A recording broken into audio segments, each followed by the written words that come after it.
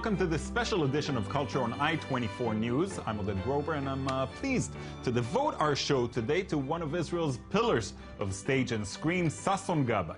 He's one of Israel's best-known and most respected actors. For the past 40 years, he has played a host of diverse characters and received 3 Israeli Academy Awards, most recently for his role in the film GETT. Sasson, thank you so much for being here today. Thank you for inviting me. So let's begin with GETT, the recent film by Ronit and Shlomi Elkabetz. Tell me a little bit about the film and your role in it. Well, it's a film about a woman struggling to get a divorce certificate from her husband for many years, for 5 years, and she's the husband refused, and also the rabbinical court doesn't make the thing easier for her. Yeah, which is where you which is understatement to say. Yeah. And I'm playing the character. It's Ronit and Simo Abkarian play the men and woman and wife. That's right. It's the third film in the trilogy, לקחת לך אישה, שבעה, and this is the third one.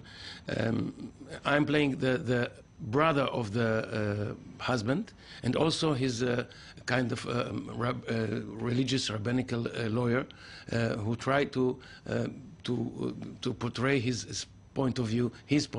Right. Let's watch a clip from the trailer. Come back and talk some more.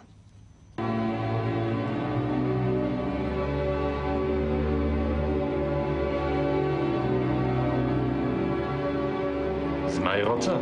גט. אתה אמר אמסלם... היית רוצה לתת לאישה הזו גט? לא, כבוד הרב.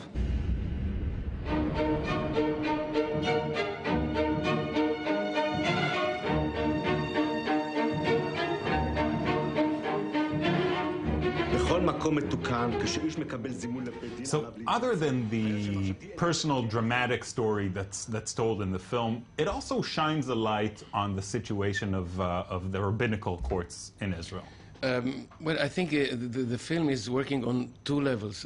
First of all, her struggle with the rabbinical court, because really the law in Israel is that if the husband doesn't want, there is no civil marriage in Israel, and even if you are getting married, like myself, which I've done 6 months ago, outside, thank you, outside Israel, if you want to get divorce, God forbid, you have to do it through the rabbinical court. Literally, so, God forbid. Yeah, yeah. All right, that's right. And this is the first level, I think. And the second level is kind of, I call it, the trial of the married life. Yeah. Because you can see all the aspects of marriage life, like the hopes, the love that was in the beginning, and then the frustration and the disappointments. And each character and each witness that came to the court and to speak about to testify is bringing another side of married life, right. And it's always you can see it's not shining and brilliant and happy. So I think it's 2 levels in this respect. Yeah. Now, there is a message, as you pointed out, speaking, I don't know if necessarily against, but commenting on the situation of the rabbinical courts. Is that a message that you could identify with? Yes, surely I identified with it, because many women, especially women, also men, rarely suffer from this problem. Yeah.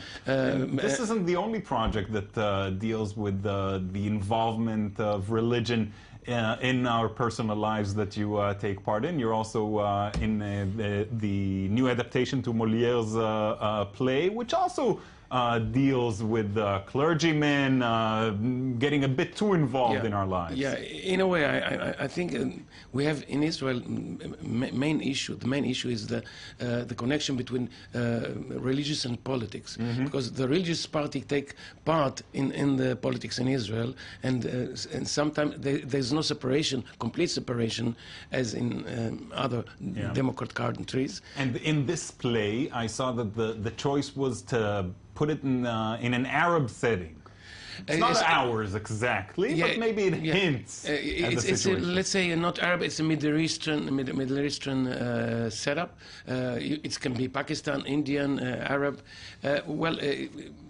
The Udi Ben Moshe, who directed the play, thought that if we do it in the traditional French way, it wouldn't say a lot to us these days. Right. And also, it has been adapted to Israeli situation. This play before, with the criticism about the religious people in Israel, the Orthodox. Now he decided to make it. Not in exact way, but to make it more close to our culture. Now, it's a very funny play, and you've been doing quite a lot of comedies in recent years, Hunting Elephants, Polishuk. Are you drawn more to comedies these days? I feel lucky that I can do both sides of acting. I can move from comedy to drama, and from the stage to the screen. That's right, and I love. What do you prefer? I've been asked so many times this question, and I love them both. I see myself, first of all, as an actor, a theater actor, because this is my bread and butter. Bread and butter. First of all, and my first love, and I also physically feel very, very good in theater. The contact with the audience, the live. I say always that it's healthy. It's kind of medicine. It's like my doctor, the theater. Yeah, I can imagine. But on the other hand, to move from this to a delicate way of acting, I think it's a privilege. Yeah, which is on film. In film and TV. And actually, I want to go back to a different film role that you've done a few years ago, The Band's Visit. Once again, let's watch a clip. Please do. No Arab culture center. Not culture, not Israeli culture, not Arab, not culture at all. Jahannam. You do coffee? Yes. No, please, we're fine. Going out. Good time. How I look? Very fine indeed. Clothes nice. Yes. Like Michael Jackson. So what do you do in the orchestra? What do you play? I play the clarinet. All right, so we should mention that you also won an Israeli Academy Award for this film. It was a real game changer. This film. Yeah. Yes, it's really, for me, it changed because this film arrived and accepted and was appreciated in many countries, in different countries and different cultures. Yeah. And I think I call it like it's kind of a miracle, this film, because there's a lot of humanity in the film, and everybody. Everybody needs it in any place, in any culture. It's kind of a comfort for people, and it also it's been done very in a special way. And there's no much action. There's no much. There's no cars. Film. It's very delicate and very also about delicate feelings of people. For me, it's an understated kind of film. That's right. Now, everywhere in any festival in the world that I'm arrived, everybody knows the film and appreciates it. Now, you played an Egyptian man, and when it came out, a lot of fuss about the fact that you, a Jewish Israeli man playing an Egyptian man. Were you thinking about it when you took the role on? Not at all. As a matter of fact, I've got a synopsis of the film by the director, and I just read it, and I told him I love this character, and I know how he behaves. It was before I read the complete script.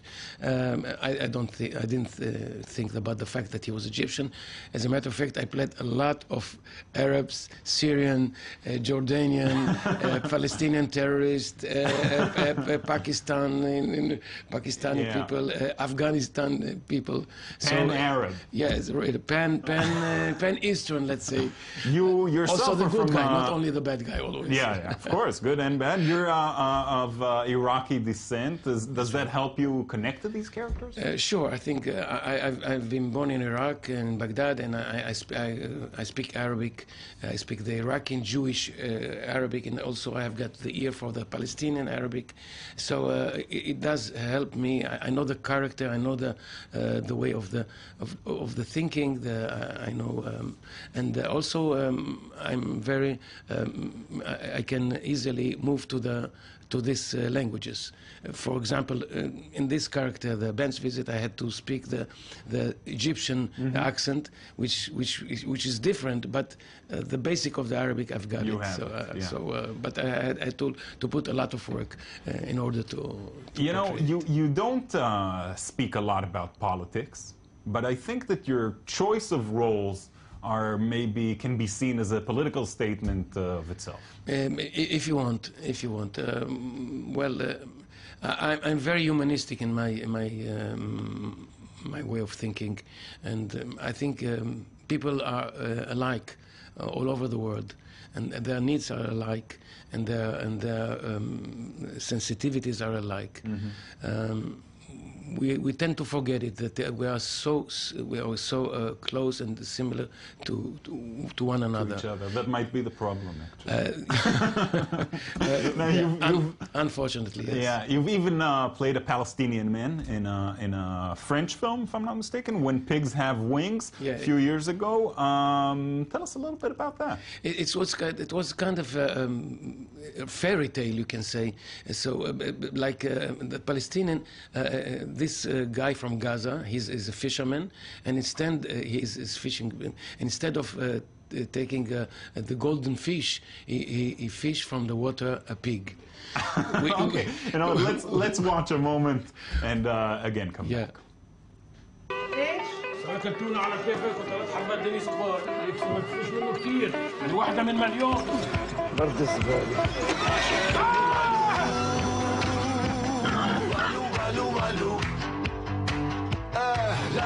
لازم تحاول تنزته في المي ولا تذبحه. ما اقدرش اذبحه لحسن يجي الدم النجس على يدي.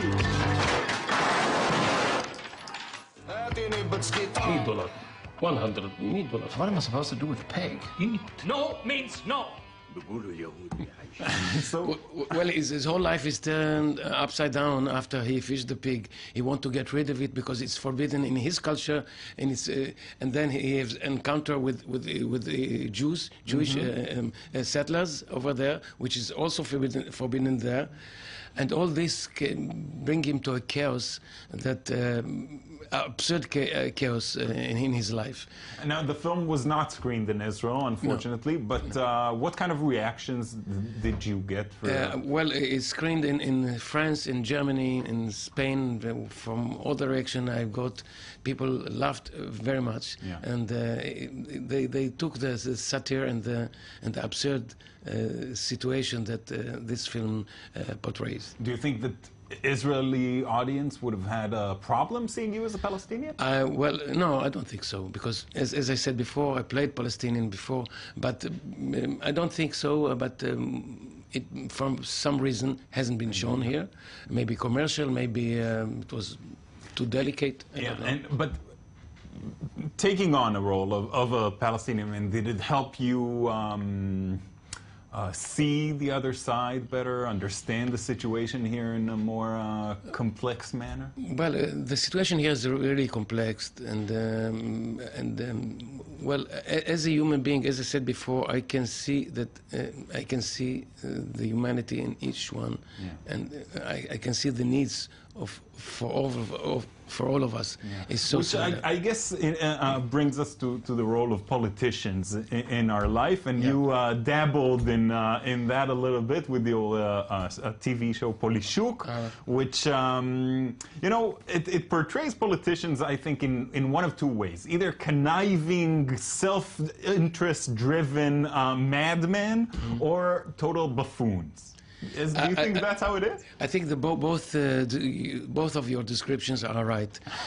Politics driven really I mean, like you can say it for sure. They so want to win. They are in a struggle, in a run, all their lives, and sometimes they don't know what they are running for, only just to keep the seat wherever it is. And also this urge and need, and crazy need, and absurd need, leads them to be buffoons. Yeah. And I think everyone everywhere like to make fun of politics in each country, and in each country, democrat country, you can see this politician behaving like buffoons, and sometimes I think. Well, if it's sad in real life, at least it's funny on TV. Yeah, there was in England, I think, a show called Yes, Prime Minister, and there's a lot of version, I believe, in many countries about a politician. Yeah.